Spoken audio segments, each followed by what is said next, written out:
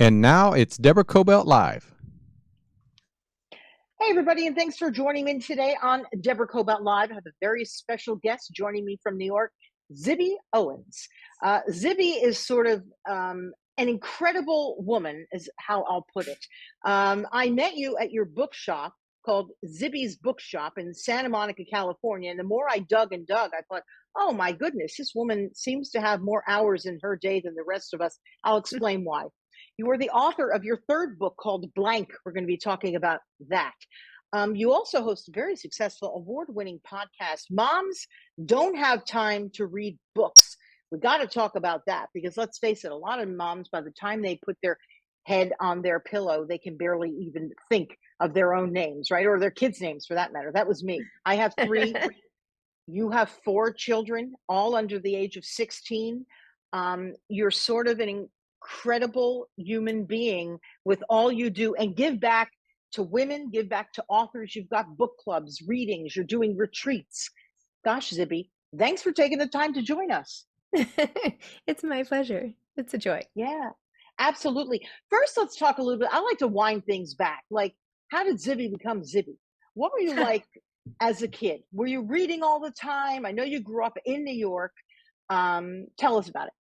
Yes, I was reading all the time from the time I fell in love with books, reading Charlotte's Web, and I realized that I would cry when I read it, and I was like, oh my gosh, books can make you feel so much. Anyway, from day one, I loved to read. I also loved to write, so I wrote little short stories all the time, and I actually had this little miniature book published by my grandparents when I was 10 with 2 of my short stories. So I've just always wanted to write and read, and I've just loved all of that. And I had this pen pal relationship. Oh, I had them right here, but with an author who lived in Michigan and wrote her fan mail, and we went back and forth, and then she took me to tea at the plaza. So I've been, in touch with authors and really thinking authors are rock stars for a long time. Wow, that little pen pal, that's really special. I mean, pen pals were the thing back then. Gosh, are little kids still doing pen pals? Are they doing that? My son just brought in this, she ripped out a magazine page where it has all the, like, Olivia Rodrigo and all these famous people's management companies, and you can write a letter. But we tried it for Taylor Swift and it didn't work. So anyway, I don't know. We kind of have it, but I think it's more become just DMing people on Instagram. I think you're right about that, but that was so special, right? And also what was that thing called where you traveled around with it? Like in 3rd grade, your kid gets this little like cardboard character and you give it to a friend and that goes traveling around, right? What's that thing called? Oh my gosh, I can't even think about it. Did your kids have that? Yeah. I didn't, but yeah, I've heard of that too. Like taking something and like showing it in all these different settings, and yeah. But that's the point. Like so much has changed, even for young kids, right? There's so much for people to look through. Young kids don't have the opportunity really to read as much because they're not taking the opportunity. I think even, parents are sort of neglecting the importance of reading. What would you suggest to parents who have sort of want their kids to read, but they're struggling with that? Yes, I completely relate. It is really hard to compete with an iPad or whatever is, attracting their attention. Luckily, my kids' school, at least for the little guys, their school requires them to read half an hour a night, which is the greatest thing ever. So I think it's fear of getting in trouble that motivates them. So if there is something that you can associate with the kids through some other party where they fear retribution if they don't do it, that's always good. But I think the main thing that I do to help the kids encourage reading is getting them really excited about the stories in the book. Like an inanimate object, like this doesn't seem exciting. Do you want to read this? No, so many words. Right. But I'm like, oh my gosh, this book, you have so much in common with this main character. Let me tell you why. And like, here's what was so funny and blah, blah, blah. And then they're like, oh, well, maybe. Or sometimes I'll say, just like read the first chapter, and if you hate it, put it down. And sometimes that works. Yeah. And especially starting early to read to them. And at the end, when I would read to them, I would say, okay, what did you think happened? What do you think might happen? Just to get them excited about the character. And I did start young also. I actually was not a great reader as a little kid because I had trouble reading, right? Probably undiagnosed dyslexia. But, as I got older, I ended up reading a little bit more. And then in college, I was a literature major, right? Oh, so well, there you go. It didn't start easy for me, but there are ways that if you really want your kid to read, I think just starting really early and making it exciting. What about books on tape? Yeah, now audiobooks are totally acceptable, perfectly fine, interesting way to read. I have friends who follow audiobook narrators. So that's how they pick their next reads Oh, is cool. what the narrator is reading. I think it's great. Graphic novels, my kids love graphic novels. I think anything that you're interested, your kids are interested in, not having any judgment, not having any like you should read this, you should read that, just like there's so much to read. There's so many different things out there. Like you can, it's okay, whatever you're into. Yeah, I think I just aged myself with books on tape. I really do. That's I used to okay. have books on tape. No, I had them. Yeah. I mean, I had like the plastic, you put the tapes in and you clamp it together. I think I listened to Men Are From Mars, Women Are From Venus, the whole thing on like 6 tapes. Oh, that's really funny. That's great. I love it. Okay, so here you are, a kid who loved to read, growing up in New York City, which I find very vibrant and exciting. My dad worked in New York City. We were always there. We were going to the Met. My mom would take me to art class. Oh, Such an enriching place to grow up, I will say. Go to the library, which I know you're involved with the library there, right? yep, yep. So you end up going to Yale and to Harvard. What got you involved in doing what you do? You're sort of this little mini empire. They call you the Zibby-verse, right? Talk to me. I did not mean to form the Zippy-verse. What I was really trying to do is get back into writing. So after Yeah. I graduated from business school, I took a year off to write a novel and it ended up not selling. I did get an agent and all that. We took it out in submission, but it didn't sell. And then I ended up ghostwriting a book right then. After which I had twins and stayed home with my kids, and I had 4 kids, as you mentioned, total. And I stayed home with them for 11 years. So it's not like Wow. I have been that's how I do it. Like I spent a big chunk of time, and I still spend a ton of time with the kids. But I stayed home for 11 years, and I freelanced a little bit on the side and did some help with startups and things like that. But I ended up getting divorced, and I had time every other weekend without the kids, which for anyone watching and who has been through the sort of quiet days of no kids in a custody situation, it is very sad, or it was very sad for me, especially having dedicated my whole life to that. So the opportunity was to get back into things I was interested in, like reading and writing, which I had neglected for a while. I mean, I had continued to read, but writing. And I started writing essays. I started writing about the unrealistic expectations on modern motherhood, but I wrote it as funny essays about crazy things that were happening and, walking down the street at my bathrobe on Easter and like just whatever, the crazy things that ended up happening to me as a mom of 4 and the crazy Wow. things people would ask me to do, like bring in empty toilet paper rolls for school the next day, which I was like, no, I'm not doing that. And I started writing a bunch of essays and my husband now, who was not my husband then, but he suggested I turn them into a book. And I said, Moms don't have time to read books. And then I thought, oh, that's so funny. That's what I'll call my book. And I tried to sell that book, which also did not sell Wow. because I didn't have a platform. And apparently no one wanted to read essay collections by an unknown mom. So I got on Instagram. This is in 2017. And a girlfriend suggested that I start a podcast. And I realized, well, I could use the name of the book that didn't sell and try to do a podcast. So I did. I Googled how to start a podcast, and like right here, I just sat down and figured it out and asked my author friend if she would be my first guest, Lee Carpenter, and she did. And so then I started doing the podcast, Moms Don't Have Time to Read Books, and that has led to literally everything else. At first, I was like, I'm not even going to tell anybody I'm doing this. It could be a total failure, but everything good that has come since then is really due to all the authors who have been on the podcast. So one author, Danny Shapiro, came on and suggested I have a salon, like in-person series downstairs, and she'd be happy to be a guest. And I was like, great. So I started doing those. I started doing them every couple weeks. I started having big book fairs, which eventually became my bookstore. Really, I was sort of testing out retail, but I didn't realize it at the time. And Wow. then when the pandemic hit, things just continued to evolve, and I started my book club, and I ramped up to daily podcasts instead of once or twice a week, which I had been doing, and started commissioning original content from authors, putting out weekly essays. Those became my anthologies, and eventually became the publishing house where I commissioned, we have like full-length manuscripts. So everything has come Wow. from something else. I've been able to see sort of opportunities some things I've tried have not worked and I've since stopped. But, we did a whole Moms Don't Have Time to Travel. I'm like, okay, that didn't work. But you know what? Now we're partnering with hotels for the bookstore. So I'm circling around the things and just following where it leads. There's a theme to everything that you do, which was when something doesn't work out, just try another one. Because one of the hardest things for us moms to do is pick ourselves up when we're Hmm. feeling sad, alone, lonely. We don't have our kids.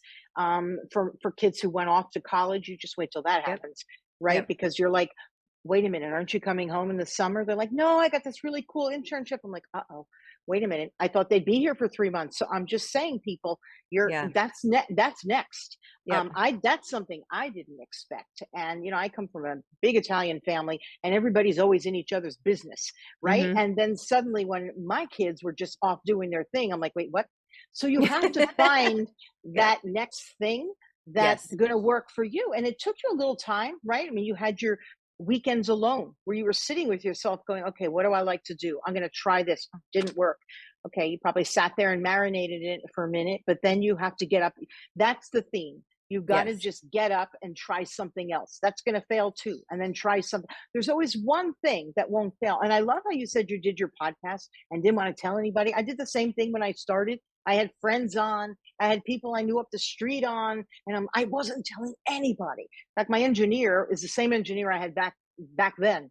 And back then it was smaller, and then it does grow bit by bit. And then people recognize, they suggest guests. I'm saying this for people watching that, you're not alone. Yep. Just get out there and try something. Because I really think that's hard for moms. I Talk think to so. us. Yeah. Talk to us a little more about the podcast, because a lot of moms don't have time to read, or they say they don't. How can we get moms interested in reading? And certainly audiobooks, as we call them, helps. I personally still love to touch a book. I really do. Not even on my iPad. I don't like to download them. I like to touch them. So thanks for sending me a hard copy, by the way. Oh, you're Go ahead. welcome. Yeah, I'm with you. I like hard copy books, and there's just Yeah. nothing the same. Dog ear, underline, like old school. Yeah. Old Yeah. habits die hard. Yeah. Yeah, so the podcast has really been an opportunity for me to learn and get to know so many authors. I've had Yeah. over 1,800 authors on, and a lot of different types of people are also authors, like celebrities and chefs and athletes and all different types. So I have had this crazy, I shouldn't keep saying the word crazy, but I've had this really unique, wonderful experience for the last 6 years of talking to people who are creative and smart and interesting, and it's been life changing. I've learned so much. I've learned how to be a better writer myself. I've Right. learned about the world. I've gotten to know so many wonderful people who now, when I go on book tour, like there are people from the podcast all over the place. So the Yeah. world actually feels much smaller now and friendlier. And I kind of wish I had known that there were so many people out there when I was younger, and just it's only middle school, right? That's like what you have, but actually there's this huge world, which sounds obvious.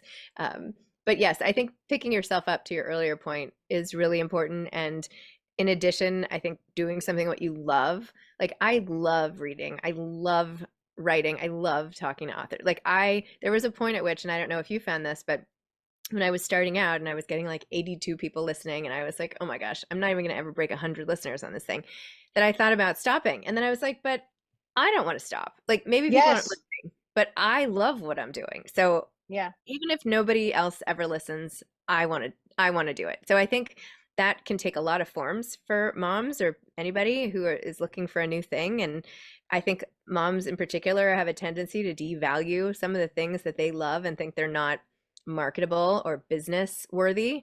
My stepmother now, I guess she's my stepmother, but she's amazing at like calligraphy and gift giving. And I kept being like, you should do something with this. Do you know what I mean? Like, she's like, no, that's just like something I do. And I'm like, that's the point. Do you know what I mean? Like the things that people say, oh, well, yeah, I just like bake cookies for everyone. Okay, start a little small business of making cookies. Like you can really Google and find out how to do most things. And I know that sounds silly, but that's how I've taught myself how to do a lot of things, and just asking for advice and giving it a shot. What's the worst that happens? You try something cool and it doesn't work. Okay.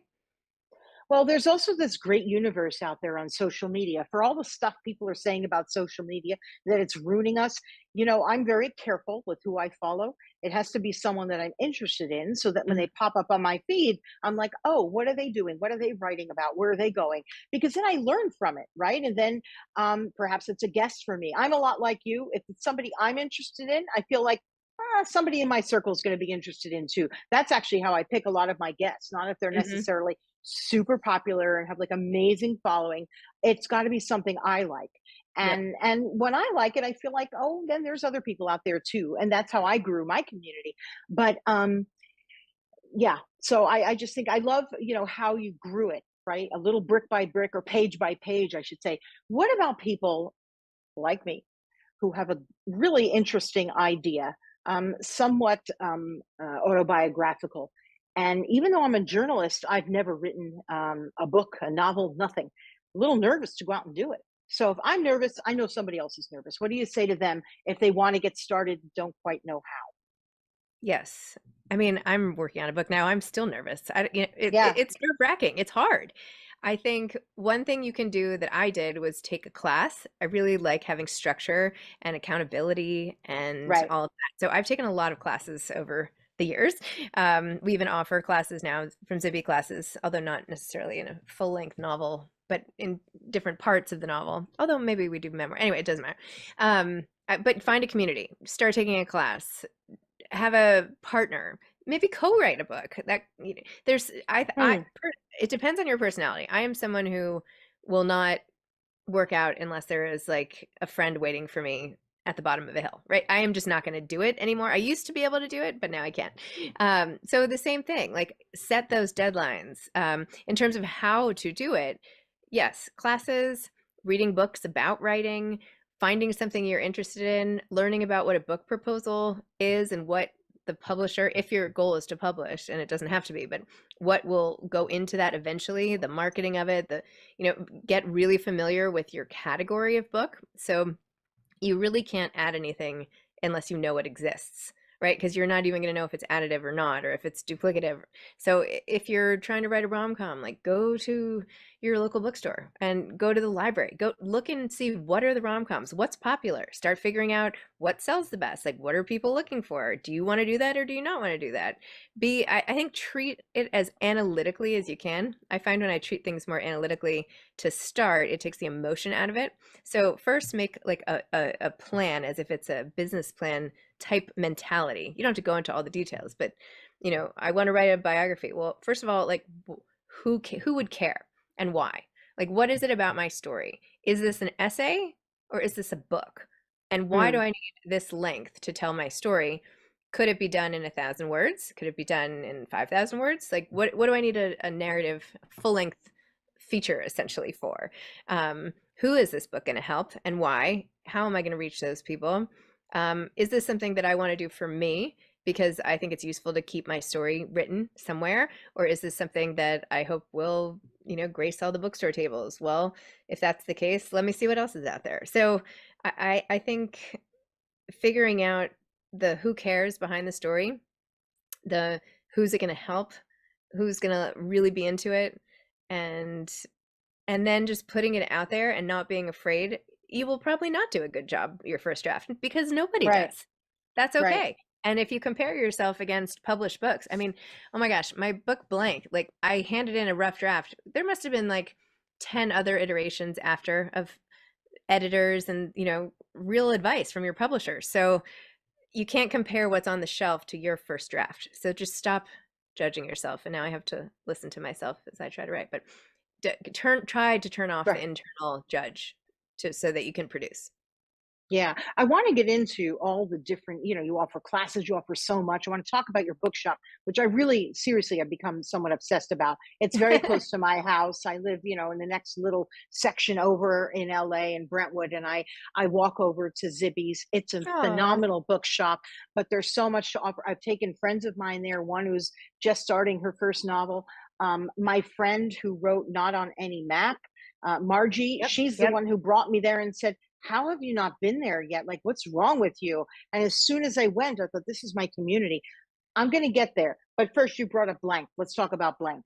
What is Blank about? I love the title, and I really, the lead characters is amazing. I really felt Okay. for her. So let's Thank talk you. about her. Yeah. Yes. So my book is Blank, and it is about a woman named Pippa Jones, who is a former best-selling novelist who can't come up with an idea for her next book. Well, she did come up with an idea and she wrote almost all of it, but then she realized that the biggest deal author in the country announced that she had the same exact idea and everything. So she had to throw her book away, which was terrible, and then couldn't Awful. rally from that. Yeah. Awful. To think of something new. And she finds out on a Monday that by Friday she has to have it in or they're going to take her advance back.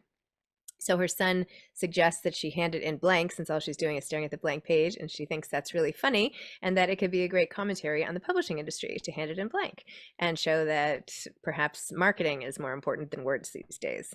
So she hands it in, it turns her life upside down, and hopefully shines a light for readers on the ins and outs of publishing a little bit, but mostly it's about the pressure to be everything, to be a mom and a wife, even in a really struggling marriage, which Pippa has, and a good friend and a daughter and all the roles.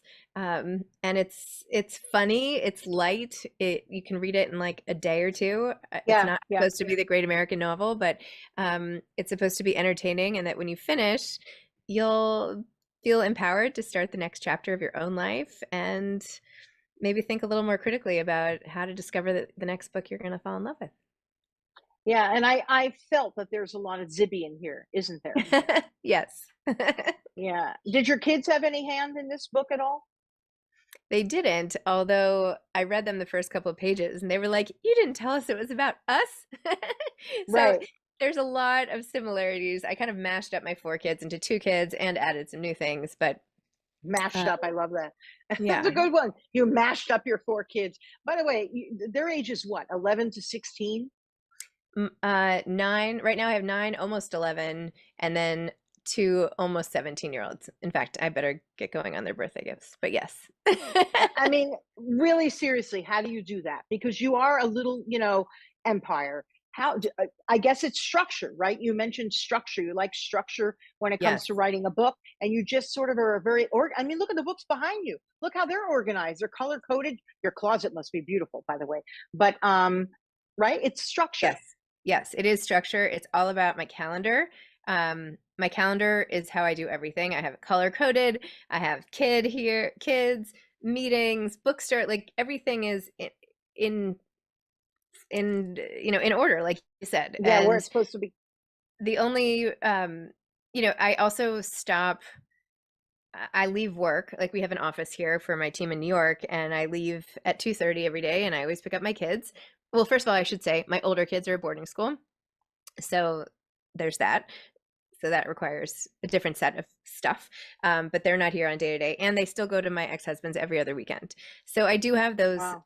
times. So it's not like I have 4 little kids running around. I essentially have 2 kids all the time, 2 kids here, but for 75% Yeah. custody or whatever. So anyway, I do that, but I'm basically doing stuff all the time because I love what I do. So even if I'm watching a movie, chances are it's a movie that is based on a book that I read, or same thing with a play or whatever. And obviously we see friends sometimes and this and that, but I'm not doing a lot of stuff I used to do, and I use every minute. So when I was in LA last time and I had to do so much driving, I was like, I would be like a fraction as productive if I lived in LA, because you have to drive everywhere. And in New York, you can jump in a taxi or an Uber or a subway or whatever and like get where you're going.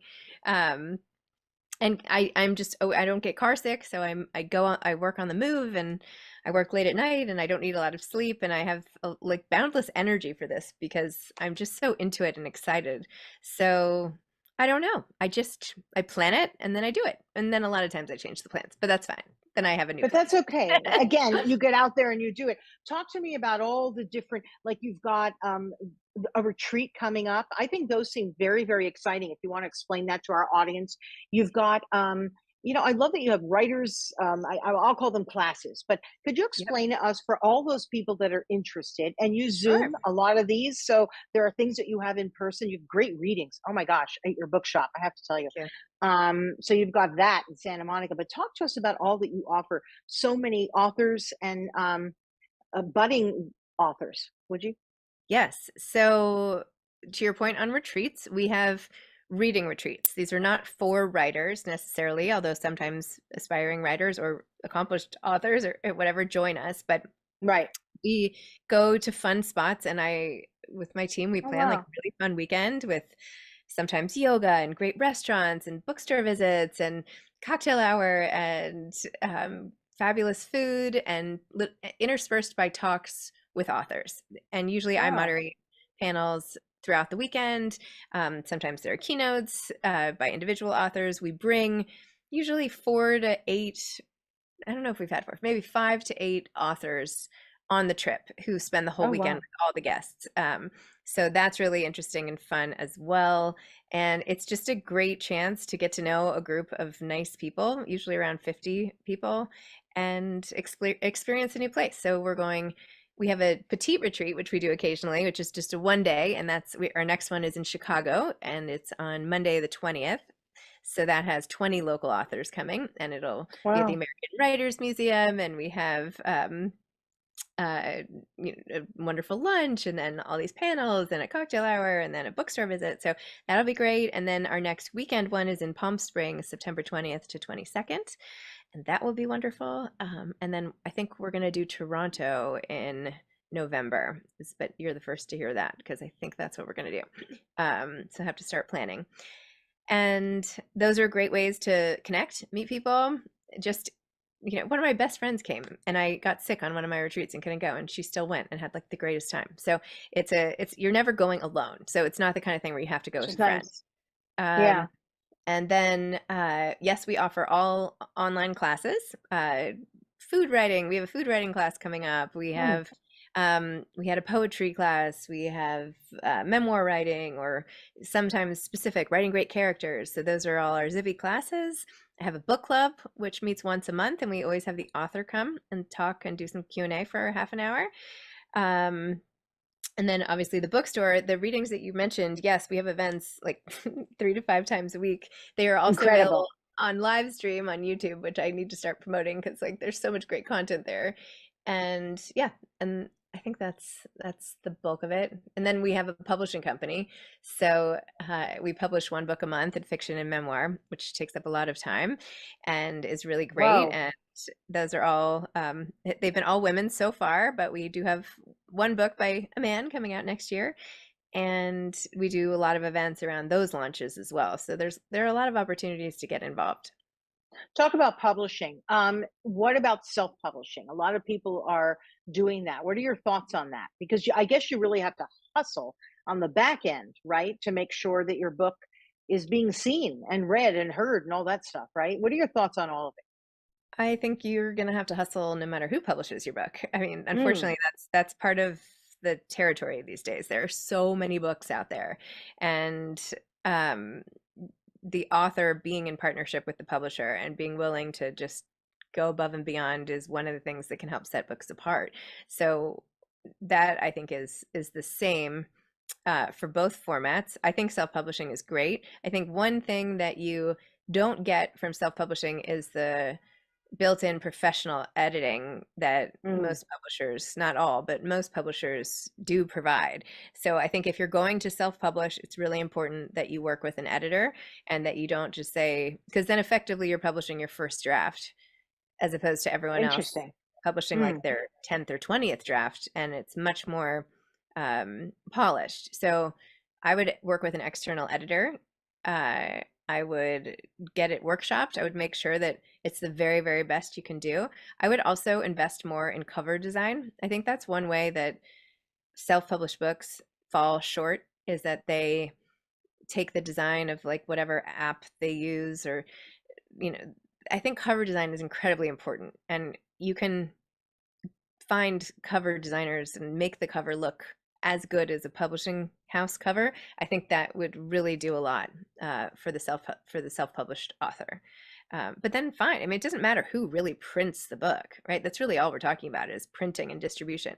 I will say you have to be okay with the fact that it probably won't be in bookstores, or the bookstores will be, and you'll have to really, try hard to get it distributed there. But I run into that problem myself because my book is published not by myself because I didn't want to publish my own book, but my book is published by Little A, which is an imprint under Amazon Publishing, which a lot of independent bookstores don't want to take anyway. So there's always something.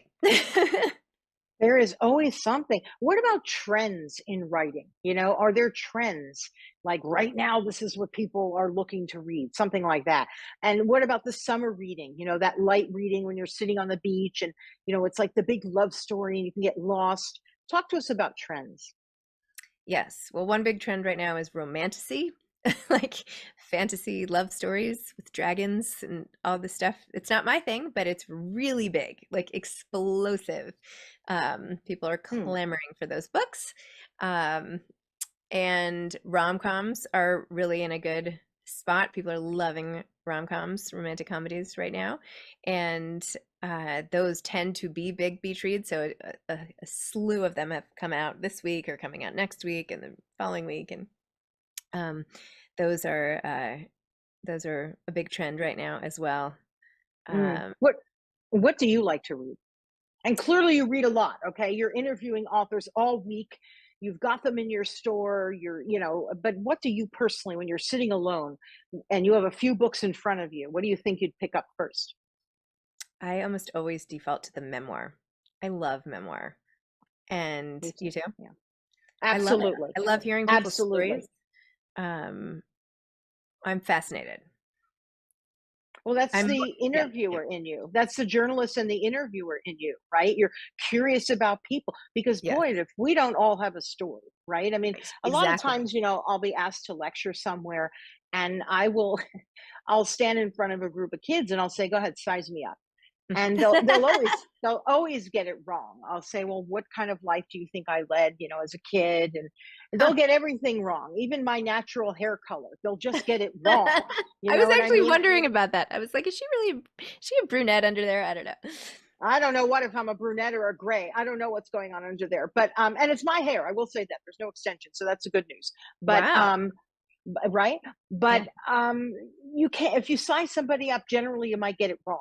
So at least I think so. That's why a lot of times when I go into an interview, I try to just leave all that at the door because you just don't know what you're going to find. But to my point, that is the journalist in you. You're curious about people's lives. I'm the same way. I will devour almost anything and you can learn a lot, right? Mm-hmm. So what's one that you're reading now or would like to read? Oh, gosh. I mean, I did a bunch today already. What did I? Oh, this is good. Very Bad Company. This is like sort of a dark, funny workplace / Miami retreat book. Oh, I love it. Chief Content Officer at Bustle. Her last book was Bad Summer People, but Very Bad Company, double meaning, because the company of the people, but the company itself. And it's about an ad tech firm, and it has a crazy fun cast of characters. So I've enjoyed that. And then on the more literary side of things, there's a book called Bear by Julia Phillips, which is getting a lot of buzz, and it's very, very good. I was like, really? Is it going to be? It's really good. So yeah, I heard about that. I want to read that one, actually. I think that looks like a terrific book. So on your off time when you're not reading, or do you sort of marry everything? Because I'm that way, actually. If I'm interested in something and I travel somewhere, somehow my work always ends up getting involved. Are you somebody who totally disconnects, or do you take your work with you a little bit, which would mean, taking a book with you? I always take a book with me, but my work true. My work is what I like. So yeah. I'm with you. Yeah. I never really can disconnect for a week or something. I mean, if I were going away for a week, I would write a book or I would read like 10 books or something. But mostly, and then I would probably spend like 2 hours a day on Instagram, which is like my guilty thing now. I justify it as being a work thing, but I really spend way too much time on Instagram. I've now ignored all the warnings, where I had set something at an hour that says like, okay, time to stop. And then I'm like, okay, good. It's only been an hour. Okay, you want to know what I've been looking at on Instagram lately? And I am the same way. But like I said, I try to have stuff on there that I want to follow and look at. Yeah, I've been looking at all the Met Gala me gowns. too. Me too. Okay, like what's going on with all this see-through stuff? I mean, it's great. These people have bodies I will never have. Okay, so it's good for them. But like, to see up like somebody's butt, I don't really need to do that. Am I wrong? You know what I mean? So Yeah. I've been sort of obsessed scrolling at at everybody's dress, like who had an elegant one, in my opinion, right? Have you been doing the same thing?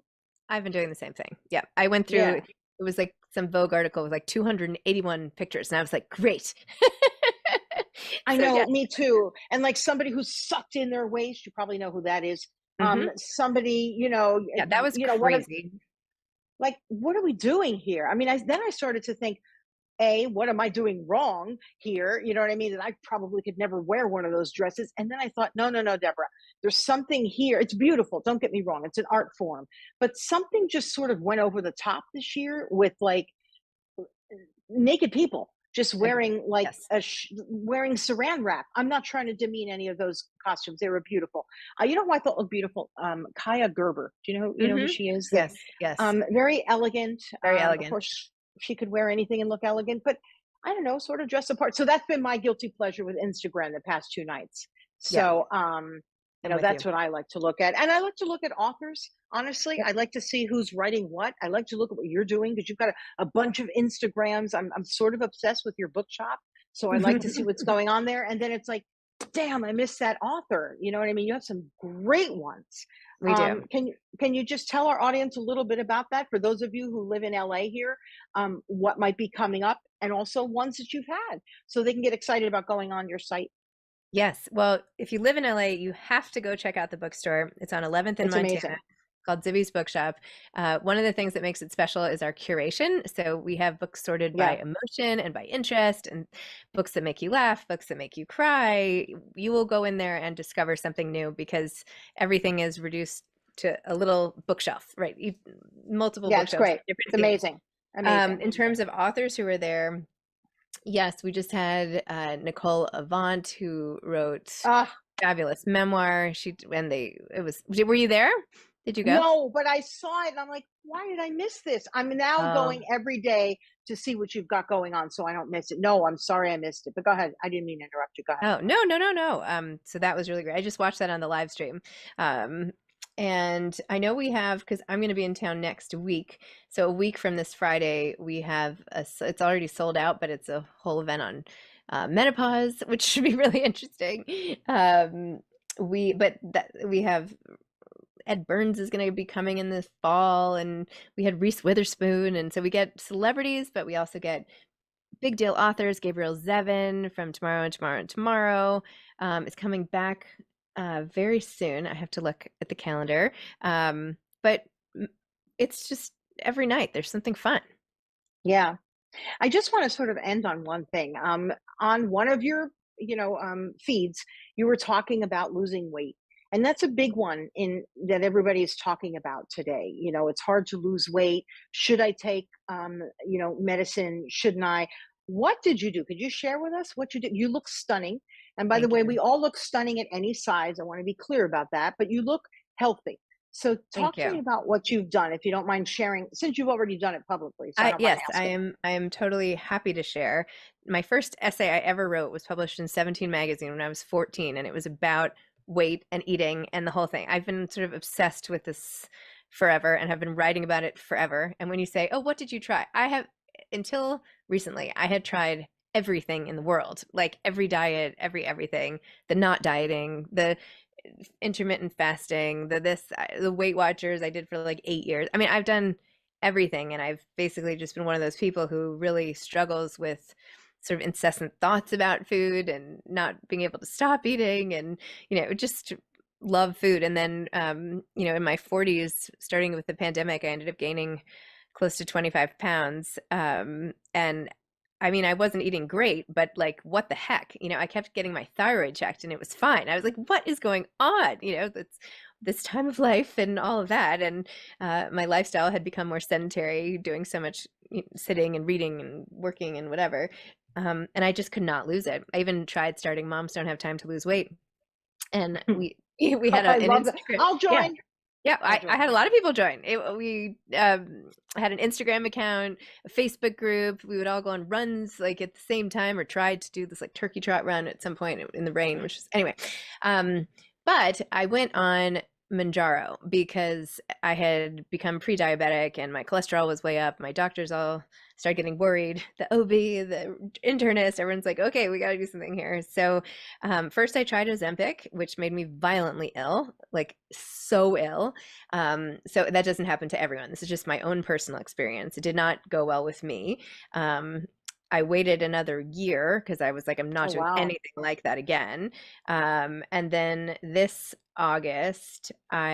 September, August, whatever, it doesn't matter. I went on Manjaro, and I just was so depressed going into this doctor's office, this endocrinologist or whatever, and I was like, I can't do anything. Like and not that it's not even about how I look. It's really not. It's not like I've ever aspired to be a supermodel. Like I don't really care.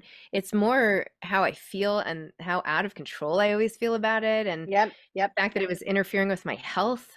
And I feel like I could control everything else, and yet I had this sort of external thing where it was like clear something was out of control because like, oh my gosh, well, it was obvious, what was.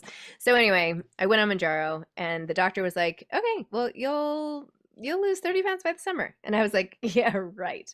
And she's like, no, that's what I do. Yes, you will. And I was like, no, I won't, because I'm 47 years old and I've been trying to lose weight my whole life. And I went on, and I've lost 25 pounds.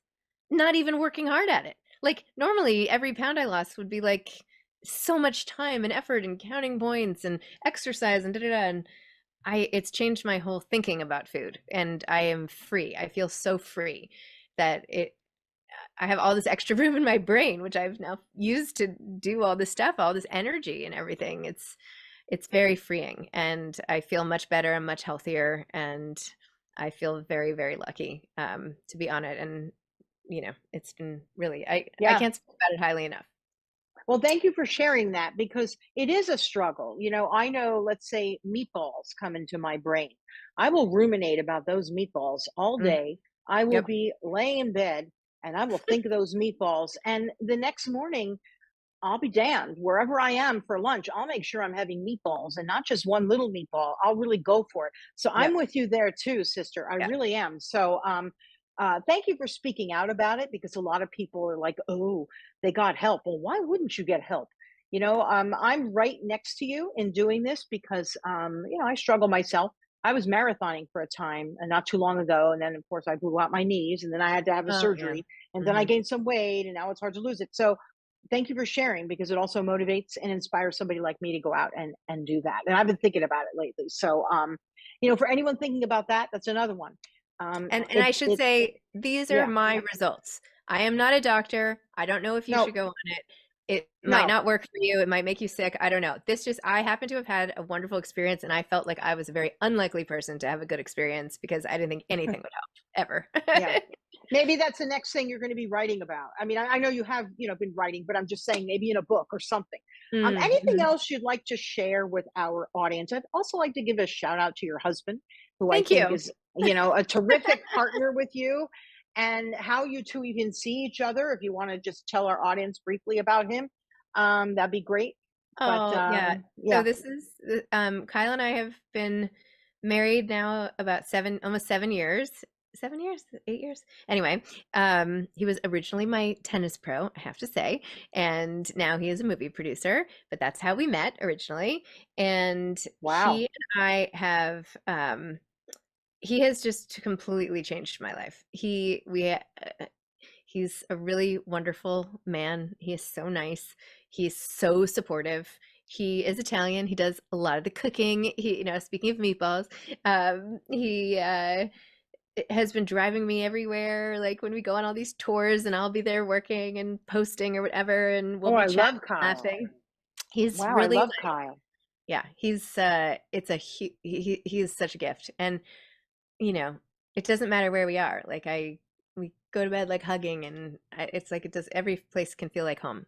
I feel so lucky, because I was in another marriage, and I won't go into it, but I'm just feeling I feel very, very lucky at this point in my life. Yeah. But once again, you kept going in life, and not that you were looking, but because you were Yes. open to ideas and to whatever it was, the right person came into your life. And that's great. It sort of like follows what you do with your writing and everything else. You leave yourself open to it, and things just flow. So I'm glad that that's Aw, worked out for you too.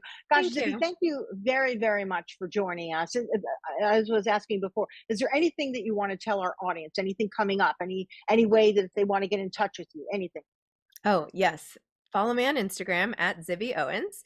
I have a Substack, zibbyowens.substack.com, which is my newsletter. And I try to write about an essay a week or just email about fun things or giveaways or whatever.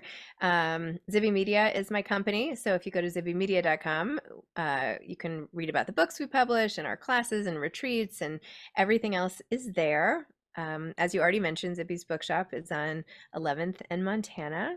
And I would just say, in closing, it sounds like, oh my gosh, this woman, she's got this empire and now she lost weight and she's got this husband and I kind of like want to hate her. And, I hear how it can sound, but I have not, this is not the way things were going for me. And nothing came easily, nothing came quickly. I've been working hard at trying to write a novel for my whole life, and I'm 47, and I know that's still young, but it's taken decades, and things don't happen overnight, but they do happen if you try and if you keep listening to yourself and what you're really into and what you're not willing to give up on. I've had a lot of loss in my life and from a young age, and I just feel like I understand very intimately that life is short and we have no time to waste. And so go, go, go.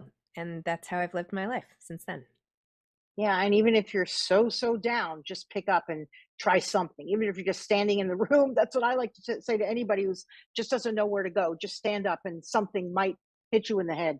So, thank you for your resilience. Thank you for sharing that, and thanks for coming on our show. I mean, you're a busy lady. You did 4 podcasts already this morning. Good Lord. Zibby, really, thank you. Thank you for the time. And thank you, everybody, for joining us on our show, Deborah Kobylt Live. You can find our show YouTube, Facebook, Instagram. We post a bunch of promos after our show on Instagram. And then, of course, the audio version, we're on iHeartRadio, we're Apple Podcasts, just about anywhere you get your podcasts. Please put us in there, Deborah Kobylt Live and Zibby Owens, and you will find our show with Zibby. So thank you, everybody. And please invite your friends, and please come see the Bookshop if you're in LA. It's really spectacular. I love the little couch. I have my favorite seat there. And I sort of was like one day thinking, God, are they going to think like I'm some weird stalker just sitting in here? I was looking up because I just like to sit there. It's the environment of being around the books. I love to be surrounded by books. It's a very nice feeling. And it's also a very inclusive place. So thanks for building that for the rest of us. And thanks.